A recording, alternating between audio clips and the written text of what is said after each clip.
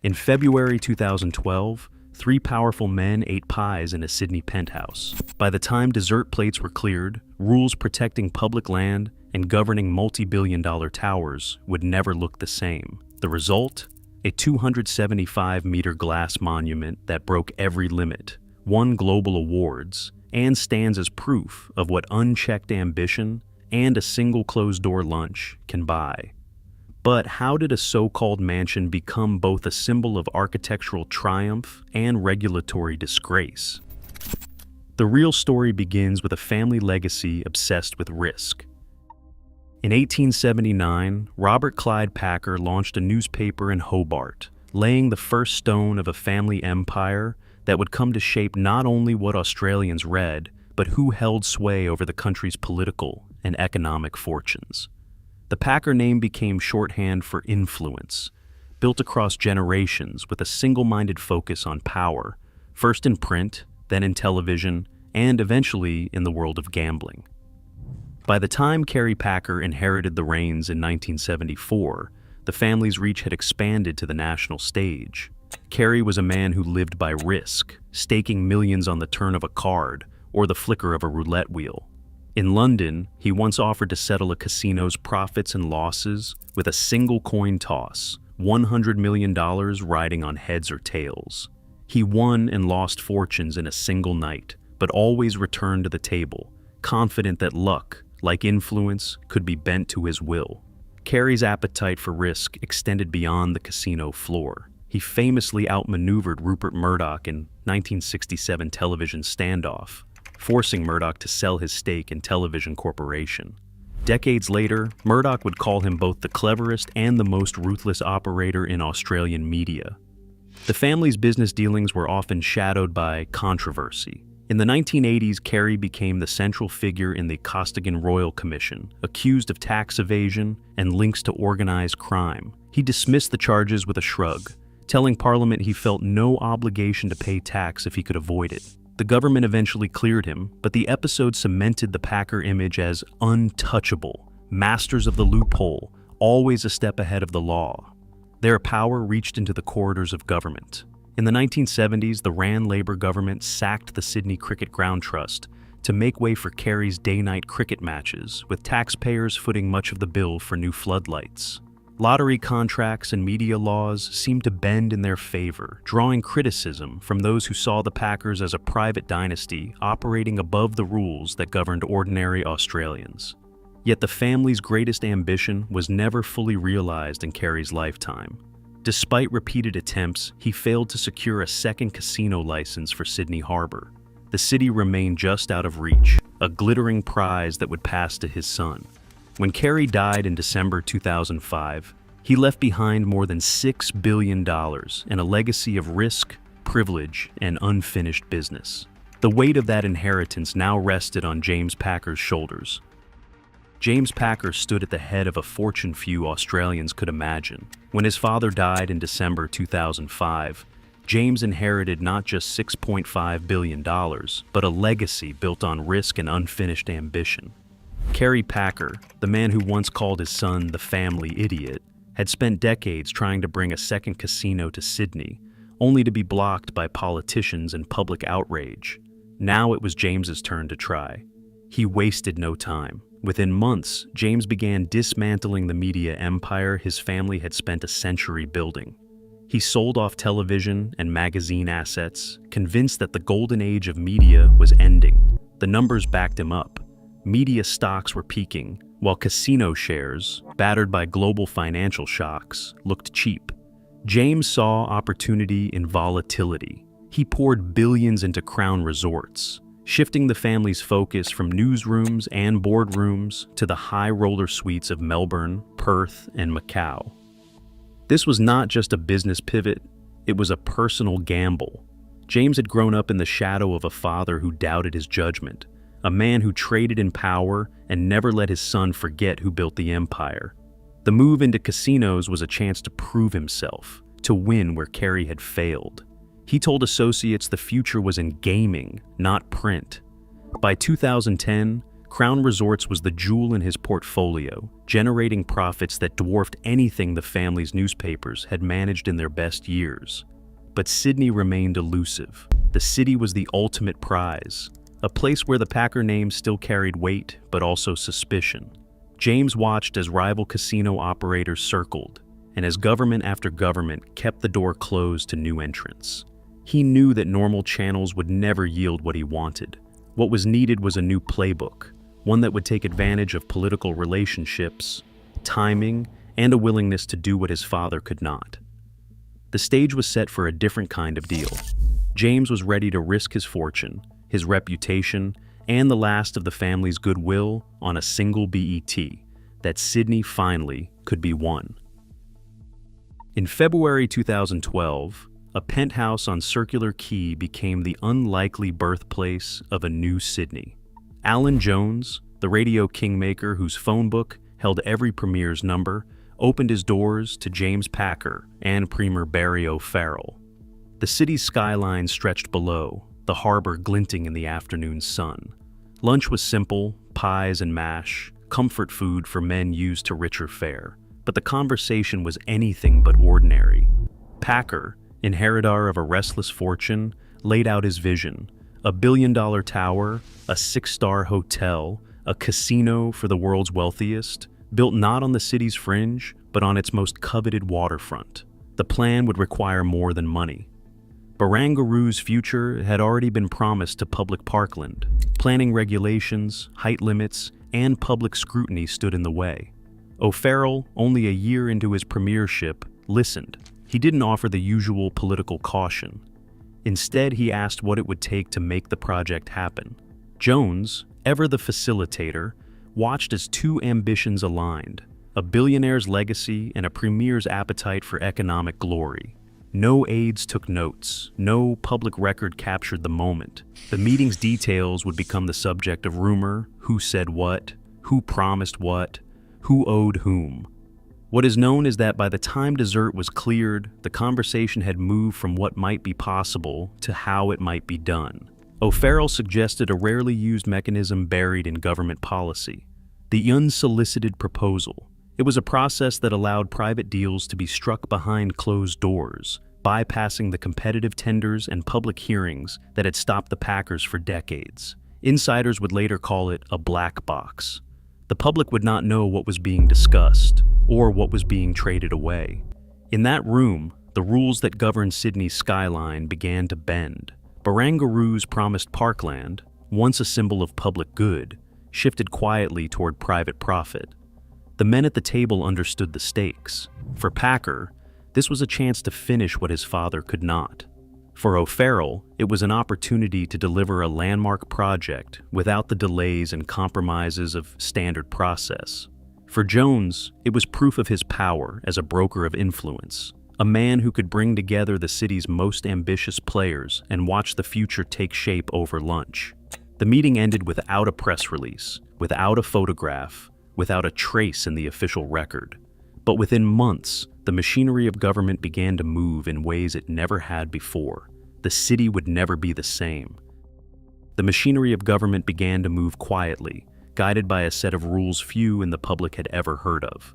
In July 2012, the New South Wales government released its unsolicited proposals guidelines, a policy designed for rare cases, projects so unique, so valuable, that they justified bypassing the usual competition. The guidelines promised opportunity for innovation, but buried within were clauses that allowed Cabinet to negotiate directly with private proponents, shielded from public scrutiny. No competitive tenders, no public exhibition, no obligation to weigh rival offers on equal ground. On September 6, 2012, Crown Resorts submitted its formal unsolicited proposal for a luxury hotel and casino at Barangaroo. The offer landed not on the desks of planners or city councillors, but in the hands of a select unsolicited proposals steering committee, reporting straight to Cabinet. The committee's job was not to test the market, but to judge whether the proposal was unique and in the public interest. Within weeks, the project advanced to the next stage. Cabinet approved it for detailed assessment on October 24, 2012. For the public, there was no announcement, No open debate. The process unfolded behind closed doors, with documents redacted and rival bids quietly dismissed. Barangaroo's original master plan had promised open space, public foreshore, and parkland for a city growing denser by the year. Now, that vision was quietly rewritten. The government entered negotiations with Crown, granting the company exclusive rights to a prime waterfront site. In return, Crown agreed to pay a $100 million upfront fee to the state. A rival consortium, Echo Entertainment, had offered a $250 million for the same opportunity, but their bid was ruled out. Echo's proposal required exclusivity that conflicted with Crown's own, and the guidelines allowed the government to reject it without public explanation. Critics, including former Auditor General Tony Harris, warned that millions in public value were being traded away in a process designed to avoid sunlight. The guidelines themselves made no provision for public consultation at this stage. Confidentiality clauses protected every meeting, every briefing, every financial model. Deloitte was brought in to run the numbers, but even their involvement was shrouded in non-disclosure agreements and probity reports.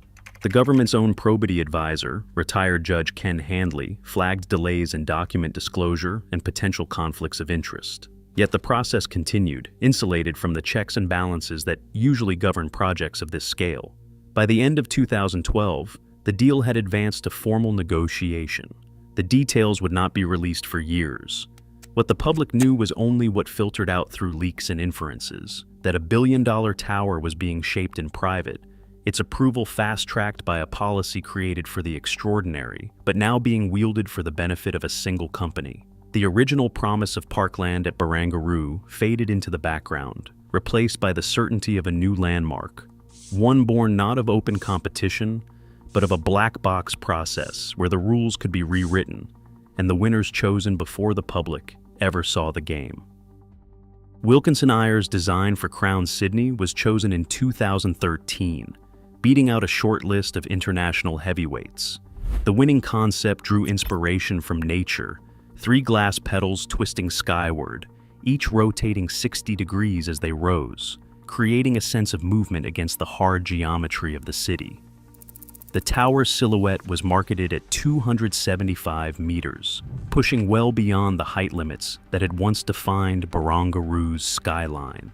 From the outset, the building was intended to be seen from every angle, a sculpture as much as a skyscraper, its curves reflecting the water and the city's changing light. The architects spoke of shells and sails, of a form that would echo the harbor's natural lines. Every petal was engineered to catch and bend sunlight, throwing patterns across the public foreshore below. The glass facade required more than 10,000 panels, most of them unique, no two exactly alike, each cut and set to follow the tower's gradual spiral. The effect was both deliberate and extravagant, a statement of intent from a developer who wanted not just a building, but a landmark. The competition brief had called for a hotel and residences that would rival anything in Asia, but Wilkinson Eyre's proposal went further. The tower's base opened onto a public plaza, promising new access to the waterfront. Above, the structure narrowed and twisted, each floor plate subtly different from the last. Inside, the plans called for sweeping marble lobbies, panoramic suites, and restaurants cantilevered over the harbor. The jury praised the design's ambition and sculptural quality. Some saw it as a bold addition to the skyline, others as a provocation. For the city's architects and planners, the decision set a new visual identity for Barangaroo, one that would become impossible to ignore. With the blueprint chosen, the challenge shifted from vision to execution. The engineering required to realize such a form would test the limits of Australian construction, and the city's patience with a project already surrounded by controversy. Construction on Crown Sydney began in October 2016, launching a project that would reshape the city's skyline and test the limits of modern engineering. The tower's shell, designed to twist 60 degrees from base to crown, demanded a level of precision rarely attempted in Australia. More than 10,000 glass panels were fabricated for the facade, 80% of them unique in shape and size, each one mapped and installed according to a digital model that tracked every curve of the building. The concrete core, engineered to resist the twisting forces of the structure, consumed over 237,000 metric tons of material. At peak, more than 1,300 workers were on site, clocking up a total of 4 million hours to bring the tower out of the ground. The numbers alone tell the scale: 75 floors, rising to 271.3 meters, making it the tallest building in Sydney and the fourth tallest in Australia.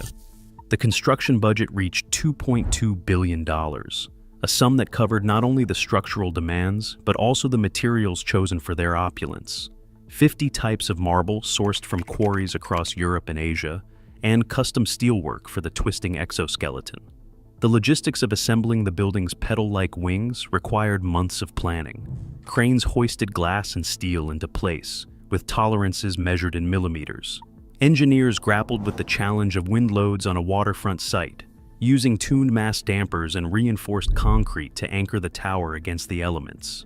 Every element, from the triple-glazed windows to the sub-basement foundations, was calculated to serve both function and spectacle. The build was not just a feat of design, but of relentless coordination between architects, engineers, and thousands of tradespeople who turned a digital vision into a physical reality. By late 2020, the shell stood complete, a twisting column of glass and steel that reflected both the ambition and the controversy of its origins. Recognition came quickly, but so did controversy. In 2021, the Empire's Skyscraper Award named Crown Sydney the best new skyscraper in the world, an honor no other Australian building had ever received. The judges praised its sculptural form, its twisting glass petals, and the way it reimagined the city's edge. The building's silhouette became a new landmark, visible from across the harbour, rising above the city's older towers like a symbol of ambition realized in steel and glass. Yet for many Sydneysiders, the tower's arrival was less a cause for celebration than a daily reminder of what had been lost. The original promise of open parkland had faded, replaced by a private monument to wealth and exclusivity. Locals gave the building a nickname, Packer's Pecker, a crude shorthand that cut through the marketing gloss and architectural jargon. The name stuck, passed from construction workers to taxi drivers to late-night talkback callers, capturing something essential about the project's place in the city's imagination. Architectural critics debated its merits, comparing Wilkinson Eyre's twisting form to the great towers of Asia and Europe. Some called it a masterwork, an Australian answer to the skyscrapers of Shanghai or Dubai.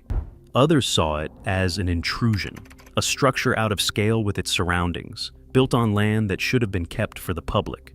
Even Paul Keating, who once fought to preserve the site for open space, found himself drawn to the building's presence. He described it as having a Brancusi-like sculptural quality, a rare acknowledgement from a former prime minister known for his sharp tongue and sharper opinions. The accolades and the ridicule existed side by side. For every award, there was a protest. For every glowing review, a muttered curse about the city's changing face. The tower stood as both achievement and provocation, a physical reminder that in Sydney, beauty and controversy often share the same address. October 2016. In cities across southern China, plainclothes police swept through hotel lobbies and apartments, detaining Crown's Resorts employees one by one. Some were mid-meeting with potential clients. Others were at home with their families. By week's end, 19 staff members, 3 of them Australian citizens, had vanished into the Chinese criminal justice system. Their alleged crime, promoting gambling to Chinese citizens, an offense that carries severe penalties under Chinese law. For months, families in Australia waited for news. The detained staff were held without charge, moved between detention centers in Guangzhou, Shenzhen, and Zhuhai. They were denied lawyers. Some spent weeks in solitary confinement, interrogated about their work for Crown and their efforts to lure Chinese high rollers to Australia. One employee, Jerry Xu, later described losing 20 kilograms over 9 months locked in a cell, surviving on rice and boiled vegetables. Others wrote in private letters about the constant fear, the absence of daylight, and the uncertainty of when or if they would be released. Inside Crown's Melbourne headquarters, panic set in. Executives scrambled to hire lawyers in China and briefed the Department of Foreign Affairs in Canberra, hoping for quiet diplomacy. But the company's internal emails, later revealed to Australian regulators, showed more concern for the business than for the people now held overseas. Staff were told to keep quiet, to avoid public comment, to carry on as if nothing had happened. The company's China-based marketing machine, responsible for hundreds of millions of dollars in revenue, had been operating in a legal gray zone for years. Warnings from legal advisors had circulated as early as 2015, flagging the risks of targeting Chinese gamblers with promises of VIP treatment and luxury suites in Sydney and Melbourne. These warnings went unheeded. Chinese law had been clear since 1949. Organizing or promoting gambling, even abroad, was illegal. Yet Crown's business model relied on circumventing these restrictions, using junket operators and discreet sales teams to entice wealthy clients. The crackdown under President Xi Jinping's anti-corruption campaign was well publicized. Still, Crown pressed on, its executives betting that the rewards outweighed the risks. The human cost of that gamble was now undeniable. For the detained staff, the ordeal ended only in July 2017, when the last of the Australians were released and deported. None faced trial, but all received lifetime bans from China. Some never returned to the casino industry. The episode left scars on the individuals, on their families, and on Crown itself. Inside the company, the detentions became a warning, cited by regulators and inquiry reports as evidence of reckless management and a culture that put profit ahead of people. The fallout would soon reach Australia's shores, as journalists and investigators began to ask how a business built on risk could so easily gamble with its own employees' freedom. In 2019, the New South Wales Independent Liquor and Gaming Authority launched a public inquiry into Crown Resorts, led by former Supreme Court Justice Patricia Bergin. Over months of hearings, the commission summoned executives, reviewed thousands of documents, and scrutinized every layer of Crown's operations. The inquiry's focus was blunt. Had Crown Sydney become a conduit for money laundering and organized crime? And was the company fit to hold a casino license in New South Wales? James Pecker appeared by video link from his super yacht in the South Pacific, a remote witness to the unraveling of his own legacy. During testimony, Pecker admitted to making what he called shameful and disgraceful threats against a businessman. He acknowledged his struggles with bipolar disorder and periods of absence from company affairs, but the commission pressed deeper. The evidence revealed that Crown's bank accounts had been used to wash millions of dollars in suspicious cash. The company had partnered with junket operators linked to Chinese triads, allowing criminal syndicates to move money freely through the casino's VIP rooms. Staff had been dispatched to China in pursuit of wealthy gamblers, despite internal warnings about the legal risks and the safety of employees. Some of those staff, as the inquiry heard, ended up in Chinese detention cells. The inquiry's findings landed with rare force. The 751-page Bergin report, released in February 2021, described a corporate culture that was illegal, dishonest, unethical, and exploitative. Bergin concluded that Crown Resorts was not suitable to hold a casino license in New South Wales. The report cited failures in governance, a willingness to ignore regulatory warnings, and a pattern of putting profit ahead of law and duty of care. The language was direct. Crown had facilitated money laundering, exposed staff to criminal prosecution overseas, and allowed organized crime to flourish in its gaming rooms. The company's directors, including Pecker, were found to have abdicated their responsibilities, allowing the pursuit of high roller profits to override basic compliance and ethical standards. The impact was immediate. The casino floor at Barangaroo, built at a cost of $2.2 billion, remained closed. Gaming tables sat empty beneath chandeliers, while Crown's executives scrambled to respond to the damning verdict.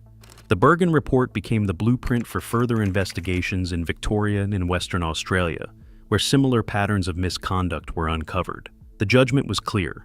Crown's rise had been fueled by a culture of impunity, and the tower that dominated Sydney's skyline now stood as evidence of a system that had failed at every level. In December 2020, the doors to Crown Sydney's hotel and restaurants swung open, but the heart of the tower, the casino floor, remained sealed and silent. Chandeliers hung over empty green felt, dealers never took their places. The 24th floor gaming rooms, built for the world's wealthiest gamblers, sat in darkness while the rest of the building buzzed with activity. For regulators, the evidence was too strong to ignore. The findings of the Bergin Inquiry had been clear. Crown Resorts was unfit to hold a casino license in New South Wales. Money laundering, organized crime links, and failures of governance had turned the city's most expensive building into a monument to wasted potential. Every detail of the gaming operation came under scrutiny. Security systems were reviewed, staff underwent new checks, and the company was ordered to overhaul its leadership. Regulators imposed strict conditions: cashless gaming, mandatory tracking of transactions, and independent monitors to oversee compliance. The casino floor could not open until every demand was met. The cost of inaction was visible in every empty table and silent slot machine, a $2.2 billion investment waiting in limbo. For months, the tower's most exclusive spaces were little more than a ghostly promise. The city's skyline had changed, but the business model that justified the tower's existence had been put on indefinite hold. The fate of Crown Sydney now rested with the regulators, who held the power to decide whether the lights would ever come on in the darkened heart of Barangaroo. In February 2022, the Crown Sydney Tower changed hands in a deal that echoed through Australia's business and political circles. Blackstone, the American private equity giant, acquired Crown Resorts for $8.9 billion. For James Pecker, this was the end of a four-generation pursuit, a forced exit from the empire his family had built and gambled with for over a century. Pecker's 37% stake in Crown translated to a $3.36 billion payout, a sum that would have seemed unimaginable a decade earlier, but now felt like a consolation prize. His net worth, once estimated at $6.6 billion, dropped to around $2.7 billion after the sale. The acquisition was more than a simple transfer of shares.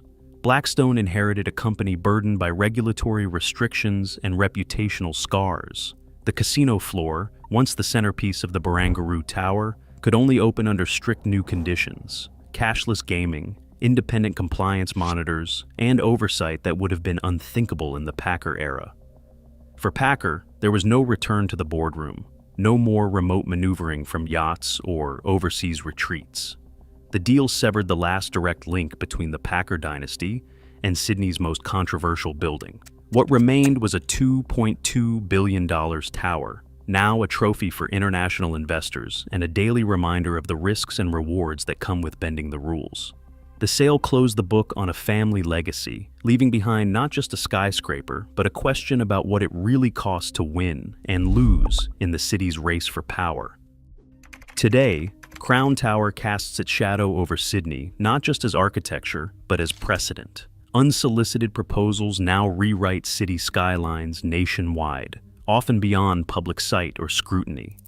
When a tower costing $2.2 billion stands where promised parkland once was, it signals how swiftly power can redraw the boundaries of public trust. The question now: who decides what our cities become? Let me know what you think in the comments below.